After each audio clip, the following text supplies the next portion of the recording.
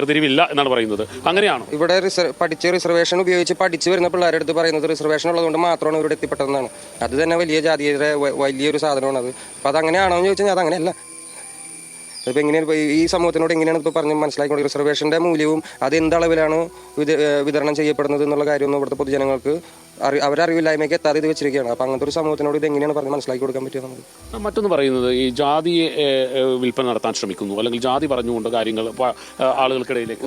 ഞാൻ എൻ്റെ പാട്ടുകളിലൊന്നും ജാതി പറയുന്ന ആളായി എനിക്ക് തോന്നിയിട്ടില്ല.